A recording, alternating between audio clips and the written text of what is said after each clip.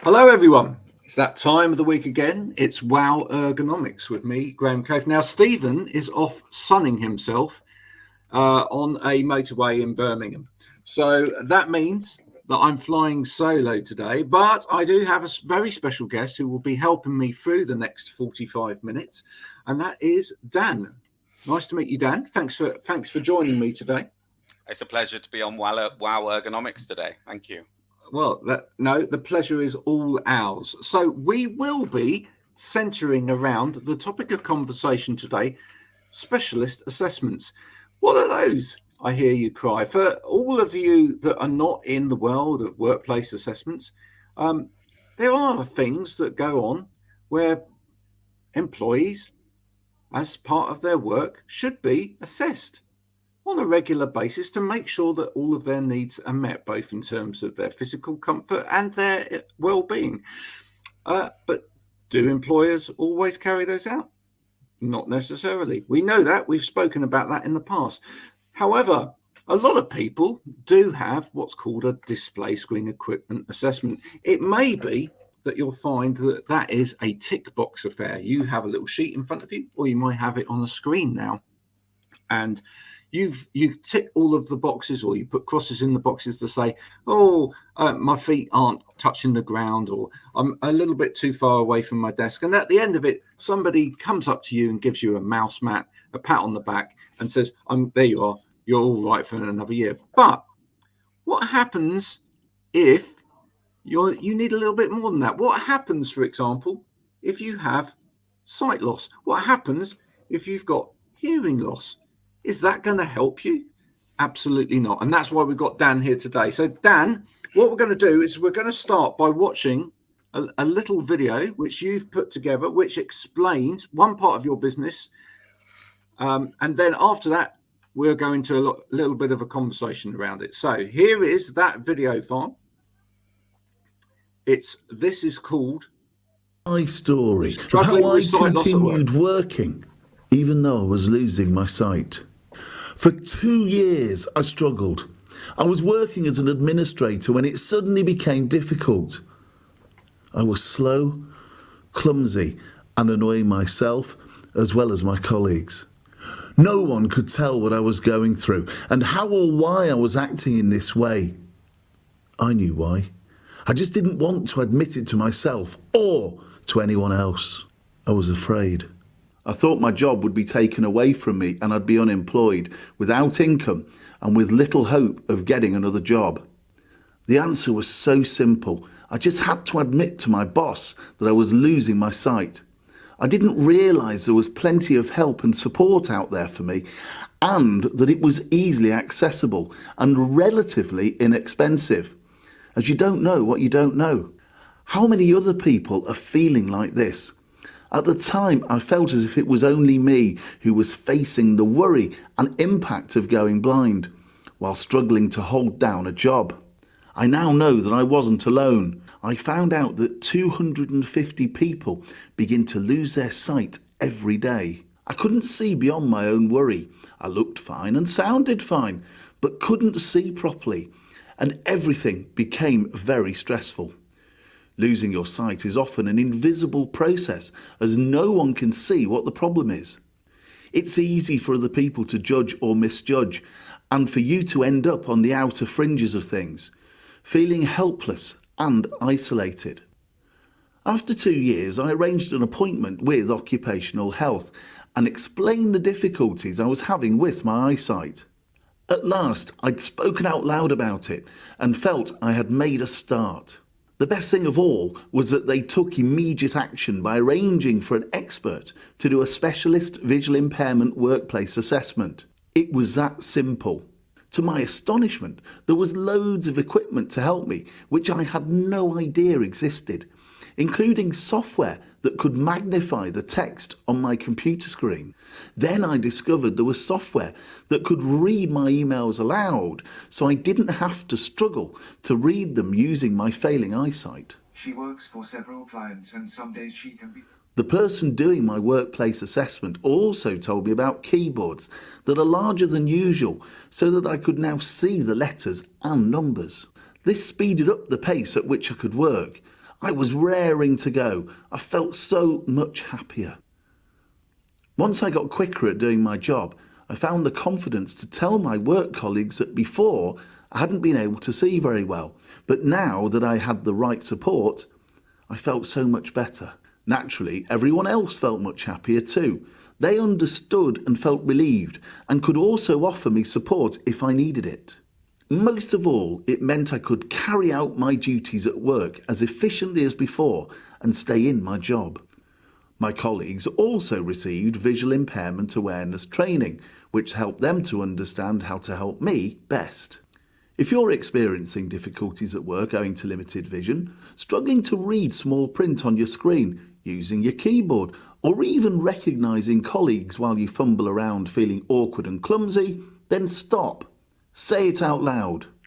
Acknowledge you have a problem with your eyesight and get a workplace assessment. It will benefit you, your colleagues, increase productivity, and add to the positive reputation of the company where you work. Losing your sight doesn't mean you have to lose your job. Talk to the relevant people and get your working life back on track. To find out more, visit www.visualizetrainingandconsultancy.com or email Daniel at visualizetrainingandconsultancy.co.uk. Brilliant. I love that. I love that video. Thanks for sharing that with us there, Dan. And that's just one part of the service that you provide, because you also cover hearing loss as well. And not, as it said in there, it's not just the assessment piece, it's also the training piece and awareness piece for other members of staff so that they can help and support people. You're on mute, by the way, just before we start to talk. So important. So important. And for me, the key piece that I want to pick up on there is the 250 people start to lose their sight every day. Because I think one of the main problems here is that for people that don't have hearing loss, sight loss, and I'm going to also say things like dyslexia, dyspraxia, or any of those things, people assume that actually there's a kind of assumption there that people have these things and then they're in the workplace. The thing that most people do not pick up on is that you can be perfectly all right for years and then suddenly you can start to lose your sight, or suddenly your hearing can get worse. Do you think that's one of the problems here? It's that people see this in terms of too black or white in a way. It's either somebody is blind or somebody's fine. Yeah.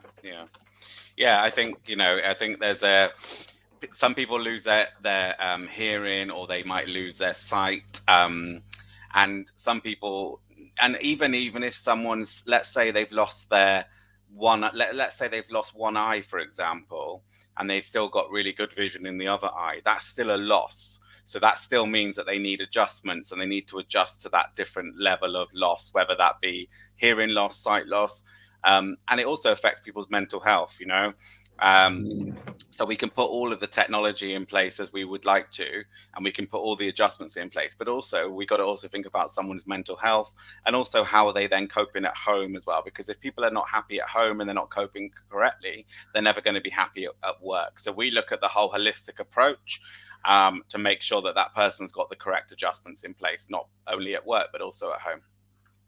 And your own personal testimony, which I know is quite emotional in itself, your own story of discovering what was going on with you. I mean, that because you went through those kind of feelings yourself. You presumably, to begin with, you just felt lost. Yeah, I felt lost. I was told at the age of about 16 that I was going to go blind one day, and I've got a condition that's gradually getting worse, and I didn't know where to turn to. I didn't know what support was available, and so if I didn't know at the age of 16, then how do we expect employers to know? How do we expect employees to know? How do we expect occupational health companies to know what solution to put in place for that individual. And that's why I developed this company, to make the world a better place for those people that are living with vision or hearing loss, and to make sure that people get the correct adjustments in place in a timely manner as well, because I think it's really important that people get adjustments in place quickly. You know, people can't be waiting long periods of time, because the longer they wait, the more they struggle. So it's really, really important to get things sorted out ASAP. Let's talk about the assessment piece, because we all know that well, not everybody does assessments, and that's completely wrong when it comes to workplace. But some companies are going to say, but I do workplace assessments. I regularly check in with my people, and we do assessments. But there's assessments and there's assessments. And personally, I think there's one of the problems when I was doing assessments myself. I think one of the problems with some of the ways that the assessment is carried out, or the process by which it's carried out, is that there's no opportunity to actually say anything that relates to any of these conditions. And let's give some examples of that. So in a typical DSE assessment, if it's more of a kind of tick box affair, there may well be questions on there that relate to eyesight, but it will be generally about, it's more about the equipment itself rather than the person. So is the screen easy to read, or are the keys on the keyboard easy to read? Now, if you say no, often the next point of call for the person reading that back is, so they need a different keyboard, or they need a larger screen. But there's no real solution in there to go, actually, I need to talk to someone because I don't really understand what's going on with me. And I think one of the big things is that I work with a lot of employers and insurers, and one thing I see a lot of is when someone's had one of those sort of basic DSE assessments, they are maybe provided with a really, really large screen. And then that potentially causes them more problems, because the larger the screen, the more that you have to move your neck. And if you've got limited vision already, to give someone a larger screen, when they can't see the full screen anyway, they've got to move their head a lot more. Then they get bad back, then they get bad necks, then they need an ergonomic assessment to look at the chair. And it becomes a lot more of a costly situation. So I think that's why it's really, really important not to always assume that bigger is always better when it comes to visual impairment, because it's not. And sometimes that is a solution, don't get me wrong, but the majority of the time it's not always a solution. So yeah, and I think also DSE assessments, like, they should ask the question, do you have any difficulty with glare? Do you have any difficulty with small print? Are you experiencing any eye pain? When was the last time you went for an eye test? What was the results of that eye test? Was it positive, negative? And if you haven't been for an eye test, for example, in the last 2 years, which is what people should do, HR and health and safety teams within organizations should also be emailing the employees to say, don't forget to go for your eye test.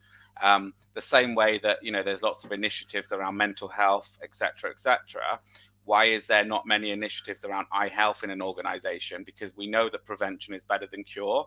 And I think that organizations have a role to play in this as well, in that if you use the DSE equipment for more than 4 hours a day, you're entitled to a free eye test by the employer. A lot of organizations don't necessarily promote that internally, but then also they don't necessarily email their staff every 2 years to check.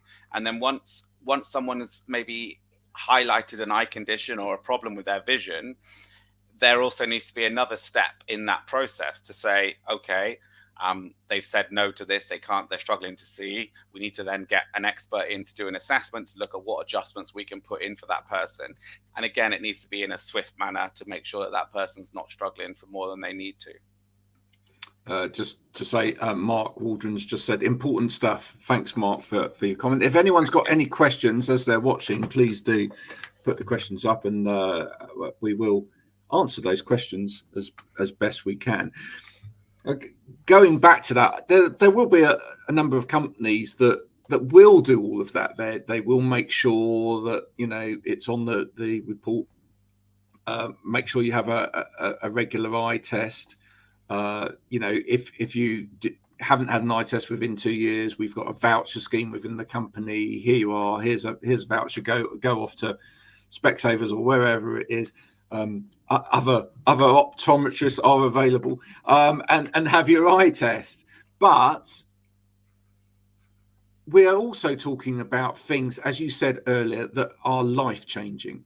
And I think one of the problems with the system at the moment is if people feel that the next part of the solution is just, I'm going to get this, I'm going to get that, and I'm going to get into this cycle because I've seen it within the workplace. I'm going to get into this cycle of being given stuff, and it may work, it may not, but there's an emotional thing there that needs to come out, a conversation that needs to come out. That's difficult. And one of the things that I like about what you're doing is you're using people that have lived experience. And from a personal point of view, if tomorrow I started to lose my eyesight, I'm actually starting to lose a little bit of my hearing, actually, because I know I went to an audiologist at a hearing conference a few years ago, and she said, "Oh, you've got a little bit of hearing loss in one ear." But if you're having those conversations, or if you need to have those conversations, you probably want to have one of those conversations with someone that understands what that experience is like. Yeah. And is that an important part of it? Yeah, I think definitely. So all of our assessors that we use have lived experience of either vision or hearing loss. And I think that is really powerful because most employees that we see, they say, maybe they've had an assessment from somebody else, or maybe the recommendations were incorrect. And maybe that it's the first person they've ever met who has a vision or hearing loss. And they say, it's nice to just speak to someone who gets it. And I think that's really, really important because we get it. We've heard it all before and we can empathize. We're never going to necessarily we're never going to know how that person feels because everyone's feelings and emotions are very unique to them. But ultimately, everyone has had a loss of whether that be vision or hearing loss. And so, I think it's really important that it's really good because we can build those relationships with people and we can make sure that they get the correct adjustments in place for them to maximize their home life and also their work life. And we'll also look at referring them out to the community in terms of social services or local charities that can also support them, make sure that they've got the correct benefits in place as well. Make sure that, someone, for example, if they're a blind person, then how have they had long cane training to learn how to use a white cane? Because if they can't use a white cane and their mobility is not very good, then how do they even get to work in the first place? So there's all that type of thing that I think sometimes some providers just look upon the technology on its own as a sole thing. But actually, it's not just about technology. It's about we got a person in front of us that needs to, it's Maslow's hierarchy of needs, really. So we got a person in front of us that needs to be able to cook. They need to be able to clean. They need to be able to have money and income before they even go to work. So what adjustments can we put in place in that regard? So, for example, if we've got somebody that has hearing loss, have they had the fire service come out to look at their home, to look at potentially putting vibrating fire alarms under their pillow? Have they got flashing lights in their home so that it will detect if there's a fire?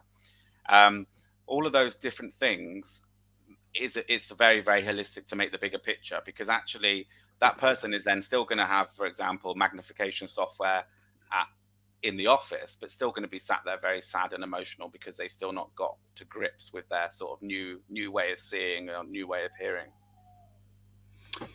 Yeah, thank you. I mean, just give an example. At the moment, from your kind of experience, how many companies out there do you think aren't making these kind of assessments available who potentially could be? I think there's quite a lot, to be honest. I think there's a lot of companies that will use generic providers to do assessments. And sometimes that's good and sometimes that's not good, in the respect that I've done assessments for people where they've had a company come out and they've recommended loads of software, but it's all about the software, for example, and then they've not thought about the bigger picture of that person's life, their mental health. Have you referred them on to counselling services and other support that can help them? But also I've done other assessments where they've been recommended loads of the wrong software, and like dyslexia software, which wasn't appropriate. So I think there's a lot of companies that just want one supplier to do everything for them. Whether that's the right thing is questionable, because actually sometimes you do need specialist providers to do different things. I think otherwise you become a jack of all trades, and that's one of the things that we pride ourselves on, that we are specialist providers. We stick to what we know and we do well. And that's a testimony to, you know, all of the testimonials that we've had. And one of the big testimonials that we get is that you get it, you know it, and you live it. So and that's one of the big things that our employees say, that we do assessments for, is that it really makes a difference, because we're all talking from the same hymn sheet, and you really understand it from a vision or hearing loss perspective. Yeah, and as you're talking about that, one of the things that strikes me is that, you know, we should live in a world that's inclusive. And, you know, looking across social media, you would think that everybody that's part of a big organization would be banging the drum, saying, yeah, we're diverse, we're inclusive, we're accessible as a business. You know, we totally buy into all of these things. And yet, if the process that people put into place isn't inclusive, because actually it excludes a minority of people within the business, then you know, it's not inclusive. It's only, as Jodie Greer says, who's a friend of the show, it's only inclusive if it's for everybody. And that's absolutely true, isn't it? And I think we see that in occupational health. So some occupational health companies are really, really good, and they do, you know, end-to-end service, and they do everything. And then you see that in some occupational health where they do bits. So they might focus on MSK and ergonomics, but then they don't do the other bits. So I think there's a lot of people that also get left out in the system. And I would strongly say that people with vision and hearing loss are one of those two groups of people that are left out in the service, in that, you know, there's a lot of services for dyslexia, there's a lot of services for ergonomics, but vision and hearing are slightly left. And so when it comes to line managers knowing where to go, not everyone knows where to go for help and support. So you've got the employee is struggling to find what adjustments could be put in place, and the line manager's then struggling because they don't know where to go. They may go as occupational health at the first point of contact, but then if the occupational health provider says they don't do that, where do they go next? Absolutely. Now, some people might be listening to this. Craig McGrath, thanks for watching. He said, excellent content, guys. Daddy care for me too, I'm afraid to say. We are being TV for people like Craig, who are at home, because it is half term, looking after the children. We're their escape for 10 minutes. Some people may be watching this go, this is a fairly heavy subject, and it is a very heavy subject, but that doesn't mean to say that Dan doesn't know how to have fun. And part of his business is having fun with people and encouraging people to really understand what other people are going through. This clip went out on LinkedIn this morning. For those of you who are over in Twitter land, you won't have seen this, but I'm going to show this little clip now. It's only the beginning of a video. The rest of the story is actually on Dan's website, so you can go and read it there. But going to watch this quickly now, and then Dan, you and I can explain what's going on in this little video. Okay, I've called it Nice Jazz. A man from Bath who is losing his eyesight got 30 people to go out for dinner last night with him, but they had to wear blindfolds. He told Hearts reporter Charlotte Gay he wants to show people what it's like for people like him. My name's Daniel Williams. I've got a condition called retinitis pigmentosa, which is the gradual loss of peripheral vision and eventually will leave me totally blind. There's currently 2 million people in the UK living with sight loss, and my aim is to make the world more accessible. Nice jazz. Nice jazz. I love that. So tell us about that. What went on? So basically, we wanted to do a bit of a So that was actually done as a fundraiser when I first set up my business about 8 years ago. And it was to give back to the Prince's Trust. So we raised some money for the Prince's Trust because the Prince's Trust supported me to get on the sort of ladder to set up my own business. And what we did is we got 30 people, business people around Bath to, in Miller and Carter restaurant, we got them all to wear blindfolds, and they were all served a meal, but they didn't know what they were going to be eating. And then we had also a friend of mine who's also blind, who is a saxophonist, and he was playing the music, and we had the mayor of Bath there.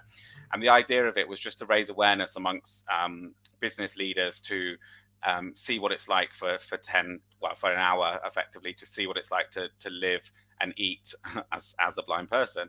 And also to sit on the table with people that they don't necessarily know as well. And how it was really interesting, because a lot of people were speaking a lot more, and they were a lot more open to talk to people that they didn't know when they couldn't see them.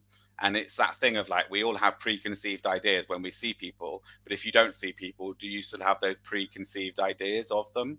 It's something that I'm really interested in, like, taking forward, probably to do more and more sessions of them. And I think there's also scope to do like a blind date night, like what Cilla Black used to do effectively. Oh wow. Like in that type of situation where you could do like speed dating but blindfolded, where you wouldn't know who you're looking at. That's so and then when cool. you take it off, when you take it off, would you still want to date that person? That would be the interesting thing. Well, absolutely. TV producers, don't rob my idea. Well, there is actually a show that's a little bit like that, where they have to get to know each other first just by talking, and then they don't actually see each other to begin with. And I think that's quite. It's the complete opposite of Naked Attraction. For anybody that has seen that shocking show that is. But the point is that it's important as well for companies to ensure that if they do have somebody that has sight loss or hearing loss, etc., to make sure that other people within the business, especially in the teams around them, know how to support them. So you do an amount of your work is doing that kind of training work with companies. But it strikes me that also that could be a really good sort of team building exercise for a lot of businesses anyway, regardless of yeah I think it's definitely a team building exercise. I think it also it sort of hits three things. One is it hits communication, so it teaches people how to communicate more effectively in an organization. I think it raises awareness amongst eye health, so that, again, prevention is better than cure agenda, to make people go for eye tests. Whenever I do awareness training, I always say to people, who in the room has actually been for an eye test recently? And there's probably normally about 3 or 4 people that haven't been for an eye test since they were young, and these people are now adults. And I say to them, well, how do you know that you can see? How do you know you've got good vision? And they'll say, because I can see. Because I can see. And I say, well, you don't know until you go for an eye test. That's the thing. And I think, the other scary thing on that is that when people have crashes in the UK on the road, how many people of those how many crashes are actually due to vision loss? Because people instantly think, oh, it's a drunk driver, it's a driver on drugs, blah blah blah. They don't really necessarily think maybe the driver couldn't see. And the police do drug tests, and they do alcohol tests on the roadside, but they wouldn't check someone's vision generally. And they wouldn't be able to do that really accurately anyway. But the point is that lots of people don't necessarily know they can't see. So because if they've got a gradual loss, it's just so gradual that it becomes their normal. So I see a lot of people that say to me, I've probably had this for years, but never really noticed it. I just thought I was always a clumsy person. And everyone just used to say, oh, Graham's always the clumsy one in the office. Well, why is he clumsy? Is he clumsy? People are not generally just clumsy unless they've got something else going on. And that might be vision. It could be, dyspraxia, whatever it might be. But there's always generally a reason. So that was sort of, we do awareness. And then we also do the awareness training then for the colleagues that are working with the employee that has a visual impairment, to raise their awareness and give them more confidence to be able to guide, to communicate effectively, and break down that barrier that might be between the employee and the colleagues that employee works with. So we try to get that recommended through Access to Work, and also through people that do assessments of other people that have visual impairment. Yeah, the more we sit here talking, the more it sort of takes me back to my days of assessment, and you realise just how many people don't necessarily fit into that initial kind of assessment scheme of things. I mean, for example, I remember needing to call in additional services around people with epilepsy, for example. I mean, where's that covered on a general workplace assessment? People with vertigo, people with tinnitus, for example, and I know you deal with that to some extent as well. I mean, there are so many different things which are just not going to get picked up by a lot of the workplace assessments that you see out there. And I think ergonomic assessments is one of the things, like someone might have an ergonomic assessment, for example, and they may be bending forward to the screen, so therefore they've got a bad back and they've got a bad neck. Someone gives them a new chair, but actually, why are they bending forward to the screen? Why have they got a bad neck? Are they bending forward to the screen because they're not seeing, but they've not even realized they're not seeing properly? So when was the last time they went for an eye test? So it works the other way as well. Yeah, no, absolutely. The whole system, in a way, needs reverse engineering, and it needs to really actually start with. For a start, it needs to be more proactive. It actually needs to lay the landscape in the first place for people to be much more open about what's going wrong with them. And I think that's one of the problems, is that and I don't know whether you agree with this, but at the moment, too much of the system is reactive as opposed to proactive. If we were giving companies the training on these things in the first place, saying, this is what it looks like, and these are the kind of things that will help for people with sight loss, for hearing loss. Let's get somebody in this month to talk to us about what you do if someone's got epilepsy, and here's the signs of epilepsy. This seems to be happening more in businesses around mental health now, and it's taken forever, really, for this to start happening. I see more and more businesses investing money in mental health first aid training. Should we be seeing more companies investing money in terms of training in your area as well? Yeah, definitely. I think that, we know that 50% of sight loss is avoidable. And we know that some types of hearing loss are also avoidable. So I think it's that prevention is better than cure. That awareness piece is really, really important. And to, and I think, to realize that people are people at the end of the day. They're not just, people that might have visual impairment, but they might also have dyslexia. They might also have ergonomic issues. So it's, you might not just get one sort of ailment, I suppose. You may get others as well. Yeah. The other thing that struck me when you were talking before, I didn't realize until I was talking to an ophthalmologist a few years back, just how many things that they can actually pick up in an eyesight test as well, a proper eyesight test as well. They can pick up on whether things like brain tumors are starting. They can pick up on they can even pick up on things like changes in your blood pressure. And that's important. It may be that it's actually nothing to do with your sight per se, but it might be that they can pick up on the early signs of a stroke. I think I think the drive-in situation is really interesting as well. Like, there's a lot of people, for example, when you get a drive-in license, the driving instructor will say, can you see the number plate 25 meters ahead? And if you can say yes to that, then you can get the license. I think that's really interesting, because someone was telling me that in Poland, every so often, I think it might be every 5 years or something, you have to go for an eye test before you can get your license reinstated. Whereas in this country, once you've got the license, you don't necessarily have to go back and forth all the time.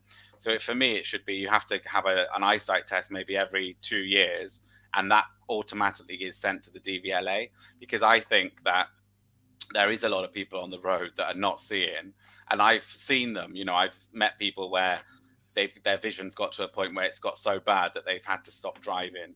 And it also worries me sometimes as someone that can't drive, getting into sort of taxis and putting my life in their hands, because how do I know that they can see well? You know, I don't, because they don't generally have to go for an eye test. Do you know what? That's a really interesting topic of conversation, and I'm sure it's one that actually lots of people might have an opinion on. So if you have an opinion on driving tests, do put your comments in, because there's so much. My son has literally just passed his theory test today. How convenient that's happened. But you know, if I look at the highway code now compared with the highway code when I was 17, which was a long time ago, folks, it's changed completely. But how many, you know, in this country, you read the highway code, you learn it, you pass your test when you're 17, you never look at it again. And yet, as a document, it's completely changed. So not any of the rules of the road change, and no one needs you to keep up to date with that. And interestingly, I've got one of the old licenses, which means that I can drive virtually anything. I can drive a 3.5-ton truck, and I have done on occasion. But you know, I always thought when I did try that, someone could have given me a lesson in this first, because it's completely different from driving a car. But as you say, you know, you don't need an eyesight test. You don't need you don't even need to have a test to see whether you've got your wits about you. There was an interesting program on TV a few years back where they took a lot of old people, and the police had set up this centre by the side of the road, and they asked all of these older generation of people to come along and do another test with the police to see whether they would pass, and hardly any of them did. Yeah. So That's it'd be scary. Well, it is, but you know, but the thing is, and what you're saying there is that, you know, these things are crucial. Even with age, your eyesight does deteriorate to a certain extent, and you know, things like if your peripheral vision starts to go, then that not only affects things like driving, but it also affects things like communication in an office. So do you just want to talk about things like that? I mean, because I think that's one of the things that people don't understand. If you lose part of your field of vision, it's not just about the work that's in front of you. It's about you picking up on cues that are elsewhere around you. Yeah, and people will lose their sight in many different ways. So some people may lose their peripheral vision, which is sort of at the side, below, and above. And other people may lose it, so they still keep their peripheral vision at the side, but they may lose their central vision, so they can't see so well in the center. Some people may have other symptoms where they struggle more in the day than they do struggle more in the night than they do in the day, because they have night blindness. And other people may struggle more due to bright lighting, for example, and have really extreme glare and difficulty with that situation. So it will sort of manifest itself in very different ways. How I describe it is that vision loss is a spectrum, and everyone's going to be on that spectrum in different ways. People think that blind means completely blind, which is incorrect, because there's only about 7% of people that have visual impairment that see nothing at all.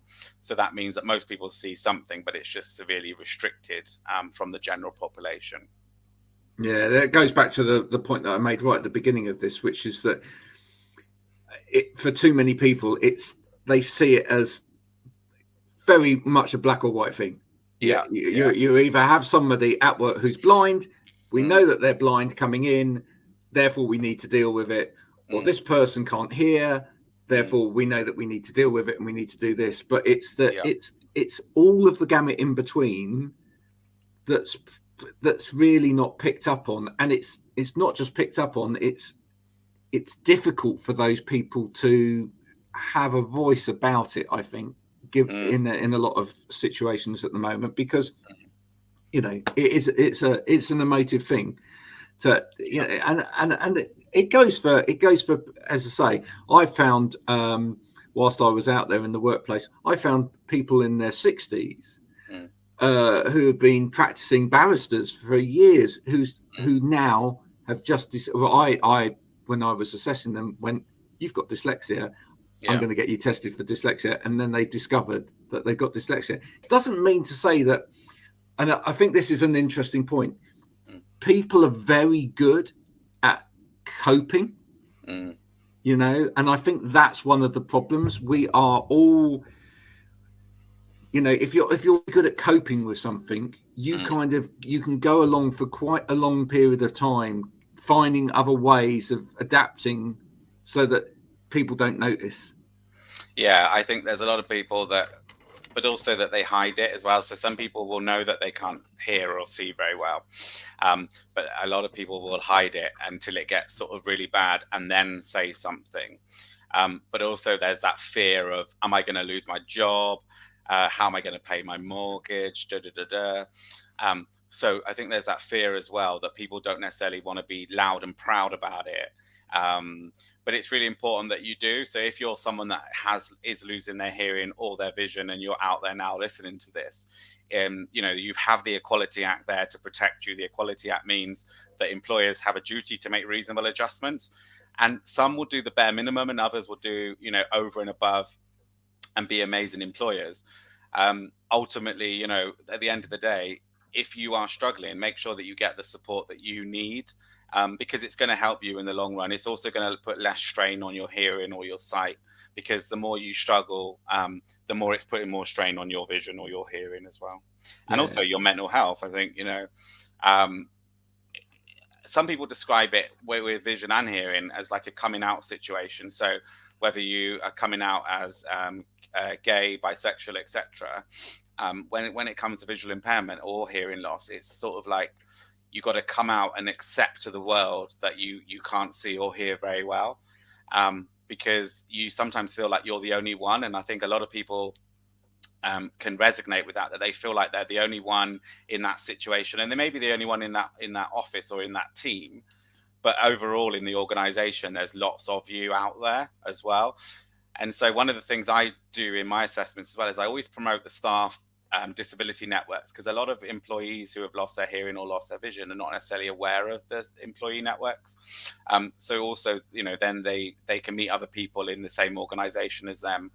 And we know that about 500 people a day start to lose their hearing and vision. So if there's that many people losing their hearing and vision, there's that many people out there in the workplace. So where are they? You know, they're definitely there. And some of them might be there and you don't even realize, or back to my point earlier, you just think they're clumsy. Well, they're not. They're struggling. And that actually brings me nicely back to the training aspect of this. From my personal point of view, I think that's why it's important that organisations do the awareness training. Even if they know right at that moment in time they don't have someone with a visual impairment or a sight impairment or hearing impairment in the organization. Because why wait until you've got someone in? Because if you train people on awareness of something, part of what you're doing is you're opening the conversation within that organization to say it's okay, right? And if you breed a culture of it's okay to talk about this, very much like teachers now do in school. I mean, I remember when I was in school, anybody that had a visual impairment, it would have been look at that person there, right? These days my kids go to school, they come home and they have friends with, you know, maybe an eye missing or an arm missing or whatever. They will think nothing of it because it's taught in school as this is norm. This is fine. This is part and parcel of, you know, of humanity. And we need to do that in the workplace as well. We need to talk about these things first, regardless of whether someone's there. And that way, then more people will more people will open up. No, I agree. Definitely. I think you're right. I think there's and also the awareness training is also for the staff to be aware of the customers that may have hearing or vision loss as well. just to enhance that customer experience. Oh, that's a very good point. Yeah, we sometimes forget that there may be another side to the business as well. You know, if we're outward facing, as most businesses are, you know, if your clients, etc., you know, are you thinking about who you've got at the other end of the telephone? So no, great point. Great conversation today. Thanks for coming along, Dan, and talking about that. Thanks for the people that have been watching. Thanks for your comments. Lots of comments of support. Maybe some questions to follow. Maybe we've bamboozled them with what we've been saying, but I'm sure that it will percolate and comments will come afterwards. We're going to finish on one last thing. Dan, as a little bit of fun, you also struggle with secret strokers. Just tell us a little bit about that to finish today. Yeah, so I've got a guide dog called Zodiac, and it's quite funny because you get a lot of people that come up to you when you're at a train station or something like that, and they'll stroke the dog and they'll walk off really quietly, as if you didn't see them. And I call them the secret strokers of society. That rather than engage with you, they engage with the dog, but just really like thinking that you think they're not there, which is quite funny. So I normally say to them, "Oh, I saw you there," and then they go, "Oh," because they get a bit freaked out. It's quite funny. But I think the main thing is, you know, if you want to stroke the dog or whatever, like speak to the person as well. So yeah. Well, I know because this is going out on Twitter, and my music crowd will also be watching this on Twitter. And I've spoken to a few musicians before who are visually impaired. It would be great, actually. Maybe that's a fantastic band name right there, the Secret Strokers of Society. If we perhaps someone could actually capture that and you know, we could form that into a band. We might come up with a song to they don't even stroke me. That's the disappointing thing about it. There you go. Don't even buy you a cup of tea for the privilege. There you go. Dan, you've been absolutely amazing today. Thanks for that. I hope that's really informed some people about the whole area of sight loss, hearing loss, and the different types of assessments and training that are available. If you want to know more, do contact Dan via the social media platform. We'll be putting the links to Dan's LinkedIn, etc., in the comments as well, so that you can connect with Dan and find out a little bit more. But been a brilliant guest. Thanks for joining us.